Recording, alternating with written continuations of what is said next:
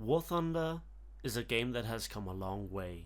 For the better part of 8 years in open release, the game has kind of evolved from something that only featured planes to also include ships, helicopters, and the second all-time class that could be played were tanks. One of the all-time favorites of mine is the Tiger 105.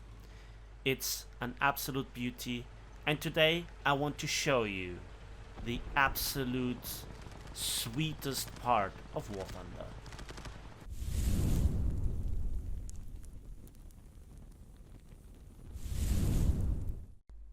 Hello there, and welcome back to War Thunder. So here it is, one of the most beautiful tanks in my opinion in the game, and also the 3D model is still amazing for a tank model that is quite a few years old.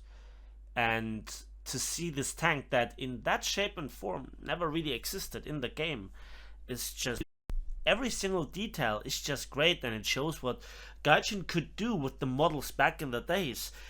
Even the now modern models and more recent models are not as detailed as this one, and it just shows what Gaijin's magic was back in the past.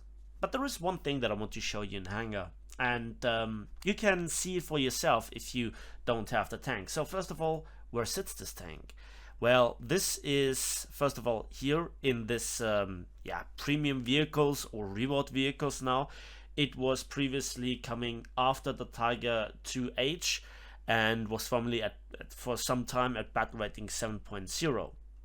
This was the first tank where I got the ace qualification from by playing, and also I always thought it was worth a talisman. Similar story with the 100 that I could win in an event. However, let's just do something that a lot of you actually don't, and that is click on information.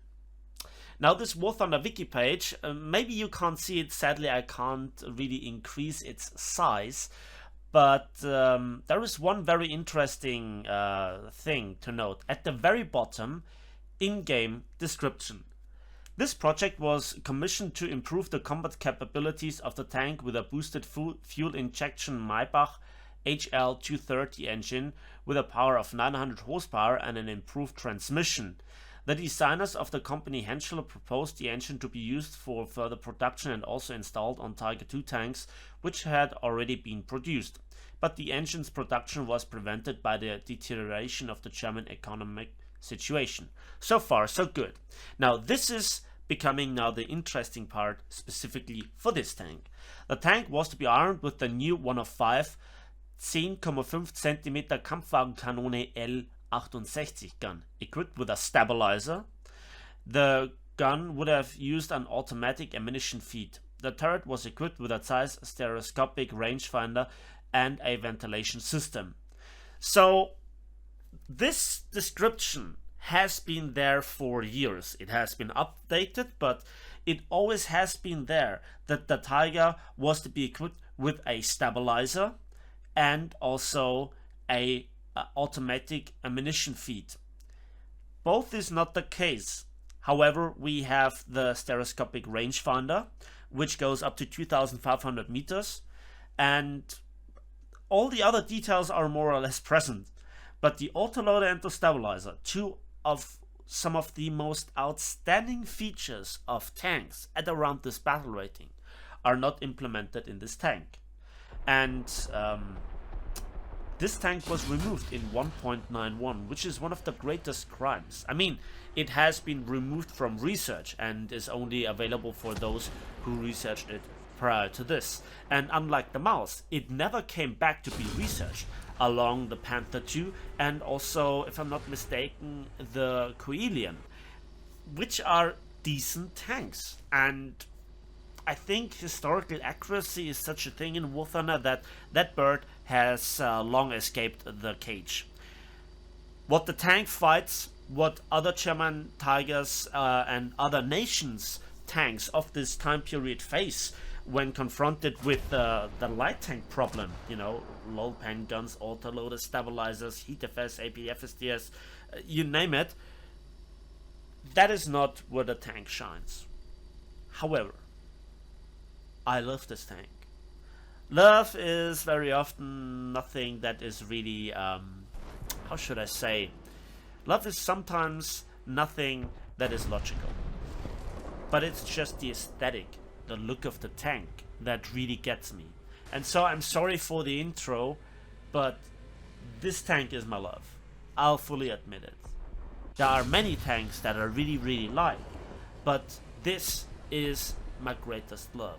This is the tank that I could play day and night. If not for my YouTube channel, I probably would have stopped playing War Thunder altogether and only come back to play this tank. When you have a city fight and unfavorable conditions, this tank is not really good. And it's also in battle just a slight, I would say, side grade to the Tiger II H series with the long 88.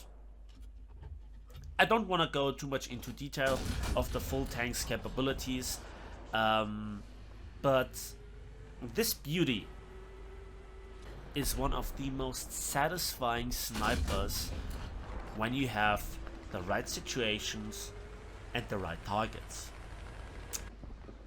Other snipers are obviously better. Object 120, yeah, thank you.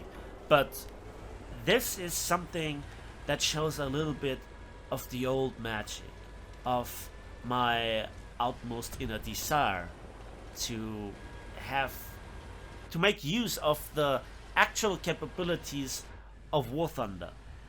There is no other game that can provide what War Thunder can provide, that Gaijin wastes his potential. It's a long story. Now, I don't want to bore you with me being half a decade back in the past. No. Let's have a few interesting, well, gameplay bits. I hope you enjoy. And let's start with this little situation. Multiple light tanks in the open, and yeah, that French wheelie light tank boy just caught an 105mm APCBC round to the face and no hull break. Hull break should be there for exactly those situations, because, you know, those are vital components.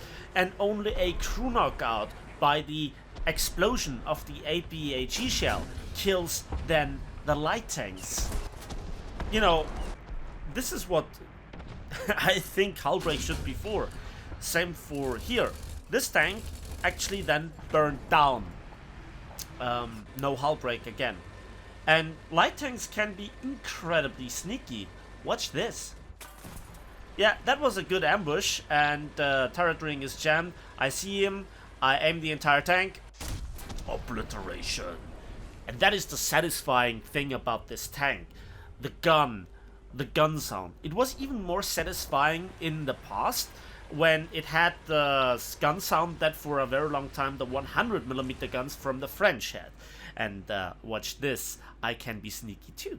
So I turn off my engine around about now, and I just wait. Just when his hull is visible and the fence kind of protects the visuals, the obliteration part 2 takes place. Let's move on, and a few minutes later we come into this situation. You see, this is a big open map. This is where I have room to breathe, to maneuver, to keep the distance, and then to get into the promised land for the beautiful, satisfying side shots. And also, if the enemies just have no kind of situation awareness, this is where this tank has the time to reload, and has the time to rangefind, and has the time to adjust the sight settings. Now, this is a bit of excessive, but just the satisfaction is really there. New content, high-tier content, just doesn't deliver the same unique feeling that this tank has. And also this scene should be noted, because I could shoot him, but I have no clear shot to the side. And while in theory I have enough penetration to go through the side of the turret, just a little bit of angling and my shell bounces. This is one of the old school tanks. Now recently I had my problems with the T10A, and so also quite a few other very skilled YouTubers. And this is a full battle rating lower, and still its armor is pointless. So let's just arrange here for the gun depression. This is where also this tank takes a little bit of time. I see the tank behind it, I wait till he is behind the bushes before I execute the other one. And so do you remember the T-34 that I killed that was near the castle? Yeah, the funny thing is he respawned, but not in another heavy tank or a medium tank, and for a change also not in a plane, but in a light tank. Yeah, so that is kind of the meta, kind of the usual experience. What a shame. So let's just summarize this tank. Back in the days when it was introduced before 1.41, it was the most powerful German tank. It was the king on top of a good tech tree. Since then, a lot of power creep has happened. And while it is kind of a paper design, it doesn't have all the advantages of the said paper design. It's missing the autoloader, it's missing the stabilizer. While the rangefinder is pretty good, and also the ammunition when it enters, it's more overall like a side grade to the normal Tiger 2H. Gameplay wise, you don't miss that much, also because the meta has completely changed against this tank.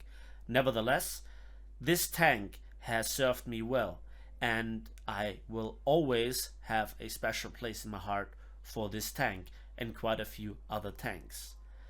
I don't think that this is a wearable issue, but when I think about a true World War II tank, I'm not thinking about a Chaffee, I'm not thinking about any sort of then also modern stuff, you know, with HeatFS.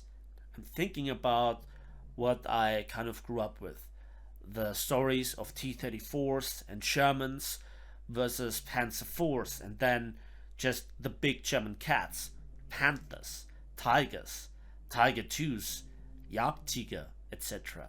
And I have to admit, for quite a bit of time, the game has provided us with a golden age of the armor meta. But all good things have to come to an end, and while I have this opinion, many other people don't share it and are more interested in more modern stuff. But that doesn't excuse that kind of amount of nerf, of power creep, of feature creep, of compression. And this will then ultimately be the end of War Thunder. In what, 5, 10 years? We will see. The game has all the potential, and so once in a while you get those sweet spots, you get those satisfying matches, and this is what I'm after. And that's it for me today. So thanks for watching, thanks for listening. You know where to like and to subscribe, and we'll see each other on the waves, in the skies, and on the battlefields of War Thunder.